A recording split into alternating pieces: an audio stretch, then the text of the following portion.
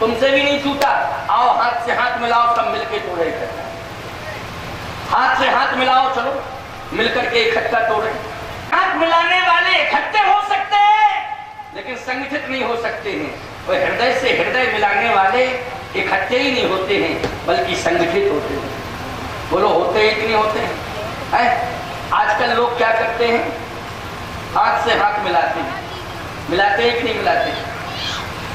हाथ से हाथ मत मिलाओ, हृदय से हृदय मिलाओ। ये हाथ तो कभी भी धोखा दे सकता है प्यारे, लेकिन हृदय से हृदय अगर तुम्हारा मिल जाएगा तो कभी धोखा नहीं हो सकता है। समाज में कभी किसी को धोखा भी नहीं मिल सकता है। इसलिए हृदय से हृदय मिलाओ, हाथ से हाथ मत मिलाओ।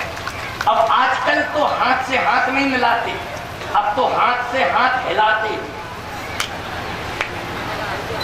जो अब मिलाने वाली परंपरा खत्म हो गई, पता नहीं क्या हो गया। नेता लोग मंच पर आते हैं, अच्छा जनता भी ऐसे कर देती। मतलब नेता हाथ हिला के कहता है हम पर तुम भरोसा मत करना।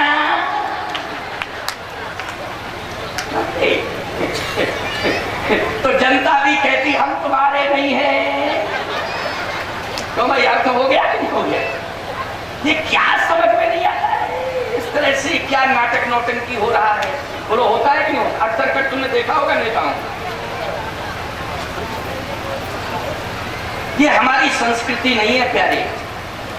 ना हाथ मिलाने की हमारी संस्कृति है, ना हाथ हिलाने की हमारी संस्कृति है, हृदय मिलाने की हमारी संस्कृति है। इसलिए हृदय से हृदय मिलाना चाहिए।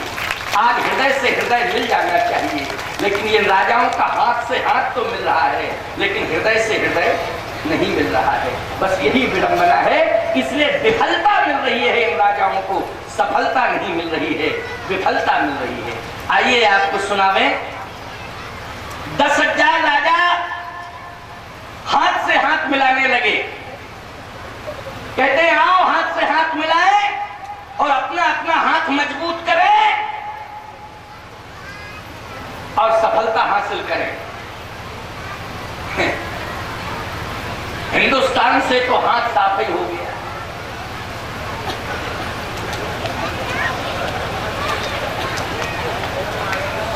क्यों हो गया? अब क्या मिलाओगे? ऐसा है ये हाथ कहता था सारा हिंदुस्तान हमारे हाथ में, सारा हिंदुस्तान हमारे हाथ में। लेकिन उनको ये पता नहीं था कि तुम्हारा हाथ ही नहीं तुम्हारे हाथ में। तो भाई सारे हिंदुस्तान की क्या जिम्मेदारी लेते हो, क्या ठेका लेते हो? हिंदुस्तान क्या तुम्हारे हाथ में? तुम्हारा हाथ ही तुम्हारे हाथ में नहीं था। अगर होता उनका हाथ उनके हाथ में तो कुछ सफलता मिलती। फिर करना क्या चाहिए? करना यह चाहिए हाथ वाला अभिमान मत करना प्यारे। न किसी को अपना हाथ देना। यदि तुमको अपना हाथ देना है तो रघुनाथ के हाथ में सौंप देना, तुम्हारा कल्याण हो जाएगा, सफलता मिल जाएगी।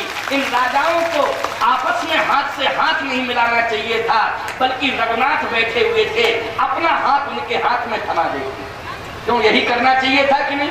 क्योंकि जगत पिता रघुपति विचारी भरी लोचन छबील निहारी।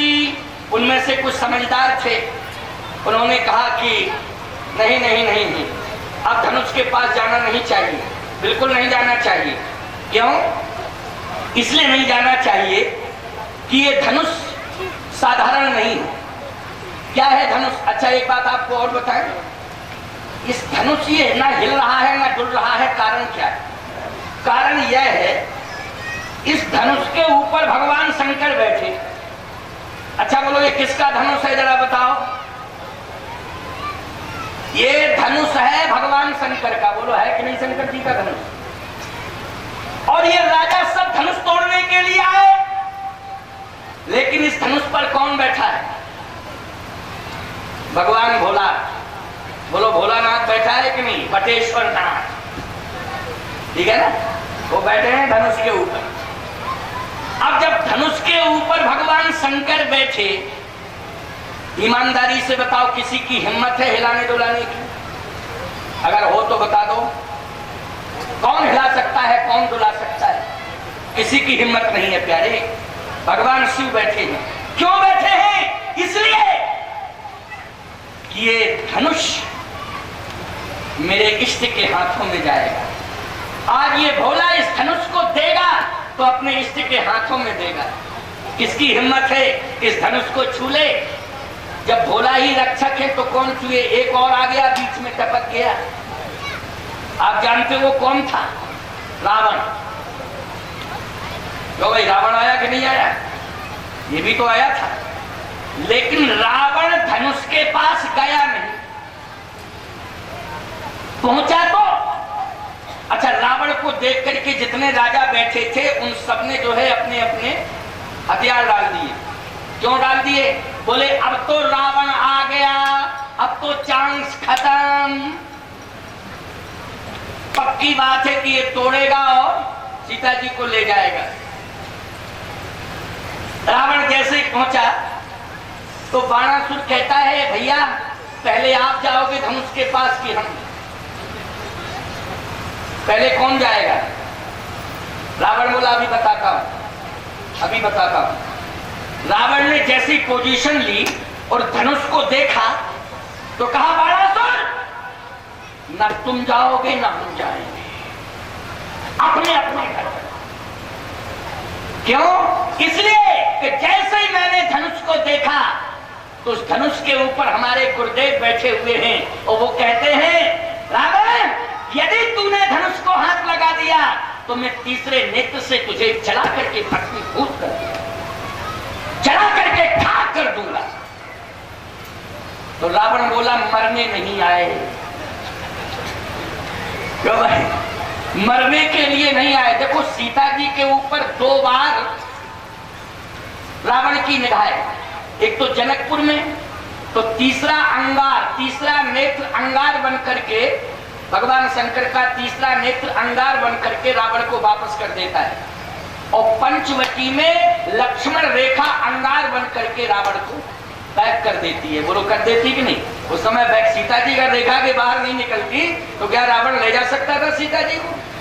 वो रेखा के अंदर नहीं जा सकता था, वो रेखा ही जला करके भस्मीभूत कर देती रावण को। तो देखा आपने, जनकपुर भी गया ये, और जैसे इसने जनकपुर में देखा धनुष को तो भगवान शंकर बैठे हुए हैं, तीसरा नेत्र इंतजार कर रहा है कि रावण अगर तू छुएगा तो तुझे जला करके खाक कर दूंगा। रावण कहता है बाणासुर चलो वापस, चलो वापस। बाणासुर ने कहा एक बात बताओ, भोले बाबा है ये, मान लो हम तुम वापस हुए और इनकी भांग खाने की आदत है और थोड़ा सा इधर उधर भांग खाने के लिए हुई, इतने में कोई तोड़ गया तो क्या करोगे? तब क्या करोगे? तो इसकी सुरक्षा भी तो होनी चाहिए। रावण ने कहा सुरक्षा के लिए एक काम करते हैं। क्या? वैसे तो अभी भगवान ही बैठे हैं शिव जी, लेकिन कहीं अगर इधर उधर होते हैं तो हम आदेश देते हैं। किसको? क्योंकि वहां राहु था ना, हमने क्या बताया आपको? नृत्य भोजबल विदुषिबुधन राहु, तो बोले राहु है, इसलिए मैं राहु को आदेश देता हूं कि तुम असावधानी मत बरतना। मेरा आदेश है तुम्हारे लिए कि जब तक ये धनुष यज्ञ का प्रोग्राम कैंसिल ना हो जाए तब तक तुम यहीं डटे रहना और देखते रहना। अगर कहीं मेरे भोले बाबा इधर उधर हो जाते हैं और कहीं कोई मौका पाके तोड़ ना दे, इस बात का तुम ध्यान रखना राहु। अब बोलो भाई, राहु राम जी के आदेश का पालन करे कि शंकर जी के आदेश का पालन करे कि रावण के आदेश का पालन करे? बोलो। जिसके अंदर में जो होता है उसी का पालन होता है, होता कि नहीं होता? तो इस समय वर्तमान में ये नमक है किसकी अंदर कस्टडी में है? बोलो। शंकर जी की अंदर कस्टडी में है कि जनक की अंदर कस्टडी में है कि दशरथ की अंदर कस्टडी में है? बोलो। किसकी अंदर कस्टडी में है? इस समय ये 9 ग्रह जब तक रावण मरा नहीं तब तक रावण के अंदर कस्टडी में, बोलो है कि नहीं? तो राहु किसकी बात मानेगा? निश्चित है कि वो राहु रावण की बात मानेगा। तो रावण ने कहा मेरा आदेश है कि तुम सावधानी बरतना, अगर किसी ने टच कर दिया और धनुष को तोड़ दिया राहु, तो इस संसार में तेरे प्राण सुरक्षित नहीं रहेंगे। राहु बोला कांपते हुए, नहीं नहीं नहीं नहीं, हमारे रहते रहते तो बाल भागा नहीं होगा। अब बोलो भाई, राहु जहां बैठ जाए वहां सफलता मिल सकती, बोलो बोलो। अच्छा, विश्वामित्र जी ने देखा, विश्वामित्र जी बोलो गड़बड़ हो गया। कहा क्यों? बोले राहु बैठ गया है। अब विवाह कैसे संपन्न हो? जब तक ये हटे ना तब तक संपन्न नहीं हो सकता, तो पहले तो इसे हटाना पड़ेगा। रावण जैसे ही जाने लगा तो राहु ने पैर पकड़ लिए और पैर पकड़ कहता, सर ये तो बताएं आप कि कितनी देर तक रुकेंगे यहाँ, कि स्थायी रूप से यहीं रहना है, लंका तो नहीं आना है? बोले नहीं नहीं, जब तक ये प्रोग्राम चलता रहे तब तक यहाँ रहना, और प्रोग्राम कैंसिल हो जाए तो सीधे लंका आना और कहीं मत जाना, सीधे लंका आना और कहीं मत जाना। तो राहु बोला ये पता कैसे चलेगा कि प्रोग्राम कैंसिल हो गया? रावण ने कहा तुम्हें इतना भी ज्ञान नहीं है, जिसने प्रोग्राम आहूत किया है वही प्रोग्राम कैंसिल की घोषणा करेगा। तो जनक ने आहूत किया है प्रोग्राम, इसलिए कैंसिल की घोषणा भी जनक ही करेंगे। इसलिए जनक जैसे ही प्रोग्राम कैंसिल की घोषणा करें तुम तुरंत चले आना लंका। राहु बोला तो ठीक है, जनक जी को हम ताकेंगे और किसी को नहीं ताकना है कि जनक क्या कहते हैं। अब 10,000 राजा ये सब परास्त हो गए, एक साथ लग गए, लेकिन फिर भी परास्त हो गए, सफलता नहीं मिली। अब जनक जी खड़े हुए। अब देखो भाई, जैसे ही जनक जी खड़े हुए तो जनक जी कहते हैं अब जन को माखे भटमानी पीर पीर मही में जाए। संसार में कोई वीरता का अभिमान न करे। आज मैं समझ गया कि इस दुनिया में कोई वीर नहीं है, सब कायर है। अच्छा, राजाओं की तरफ उंगली उठा के नहीं कहा, जहां लक्ष्मण बैठे थे उनकी तरफ जनक जी ने। देखो भाई, ये नहीं कि राजा बैठे थे, जो राजा परास्त हो गए उनकी तरफ इशारा करना चाहिए था जनक को, क्यों भाई? लेकिन जनक जी कर क्या रहे थे? देखो ये जनक जी का खेल। सावधान, लक्ष्मण जहां बैठे थे तो लक्ष्मण की ओर कहा, क्या कहा? अब जन को माथे भटमानी और पीर विहीन मही में जानी। और जैसे उंगली करके लक्ष्मण की तरफ कहा तो लक्ष्मण माथे लखन। प्रतिक्रिया क्या कह रहे हो? प्रतिक्रिया क्यों भाई? कोई उंगली उठाकर के किसी तरफ इशारा करेगा तो प्रतिक्रिया होगी कि नहीं होगी? क्यों भाई, प्रतिक्रिया होगी कि नहीं होगी? कि कोई चुप रह जाएगा, कि कोई शांत बैठा रह जाएगा? जैसे लक्ष्मण की तरफ उंगली उठा के जनक जी ने कहा अब जन को माथे भटमानी वीर विहीन मही में जानी, तो माथे लखन कुटिल भई भोए रतपट फरकत नयन सोहे। लक्ष्मण की दांत किटकिटावे, क्रोध में आवे, भोए मटकावे, लेकिन बोले ना, बोले ना। ऐसा क्रोध किस काम का प्यारे? जिसमें प्रतिक्रिया करें लेकिन वाणी से कुछ शब्द न निकले, शब्द न निकले, लेकिन दांत किटकिटावे, भौं मटकावे। एक बात आपको बता दें, कुछ स्थान ऐसे होते हैं जिनमें आदमी विवश हो जाता है, कहना चाहता लेकिन कह नहीं पाता है क्योंकि मजबूरी। कौन कौन स्थान? लक्ष्मण जी के सामने स्थान यह है कि बड़े भाई बैठे, बड़े भाई, बड़े भाई के सामने छोटा भाई बिना आज्ञा के बोल नहीं सकता। माता पिता के सामने बिना आदेश के पुत्र बोल नहीं सकता।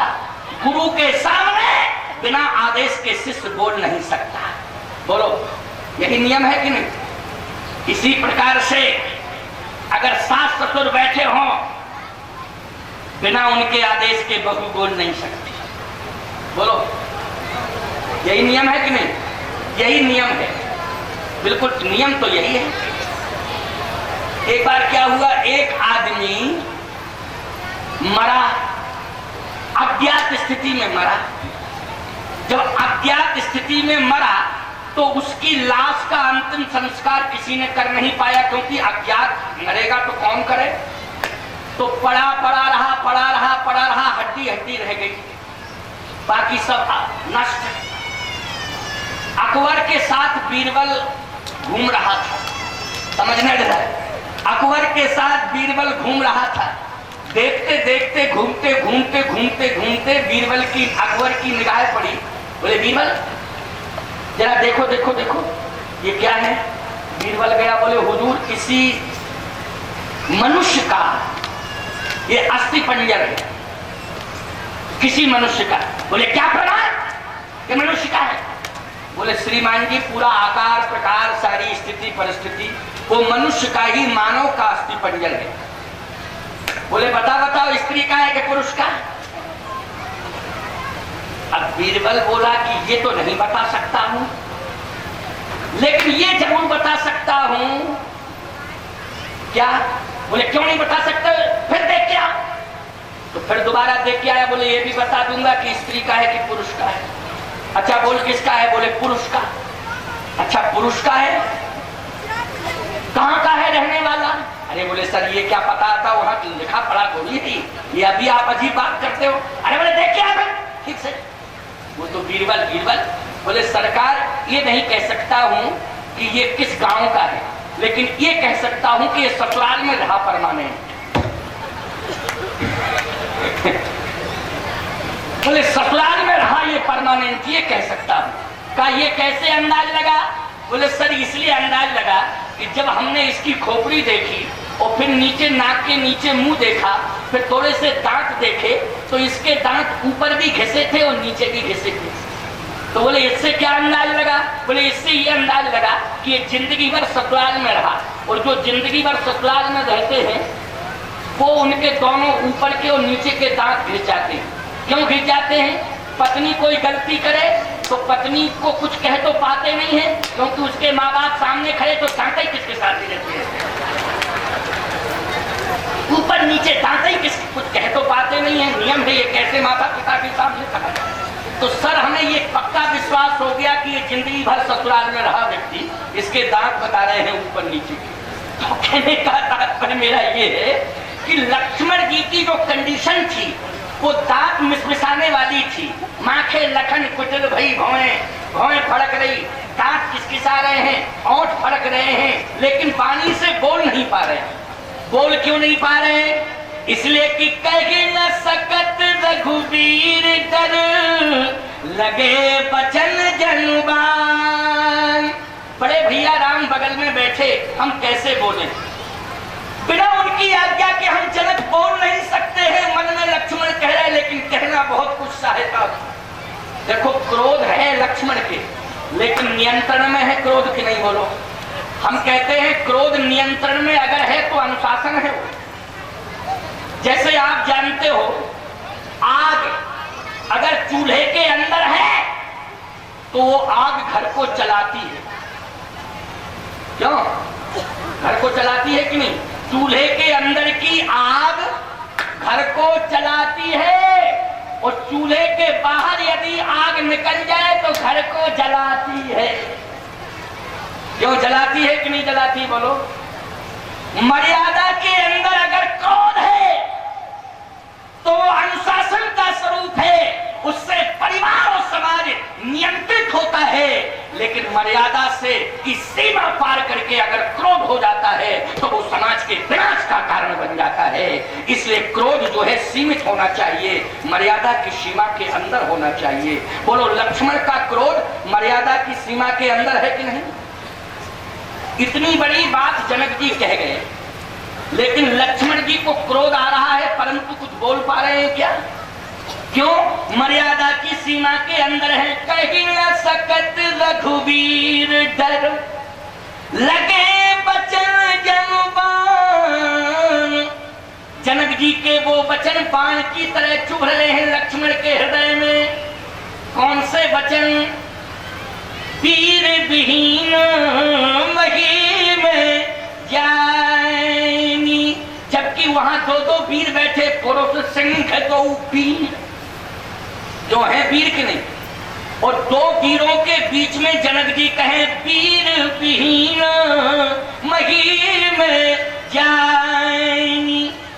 अब राम जी ने जैसे लक्ष्मण को देखा तो मुस्कुराए अंदर ही अंदर और सोचे कि थोड़ा सा बुलवा दें, थोड़ा सा, क्योंकि मन इसका बोलने का हो रहा है तो थोड़ा सा बुलवा। और ये पक्की बात है, राम जी समझ रहे कि जब तक हम कहेंगे नहीं तब तक ये बोलेगा नहीं, कन्फर्म। लेकिन अब हमें कहना पड़ेगा तो थोड़ा सा बुलवा दें। धीरे से लक्ष्मण से कहा राम जी ने,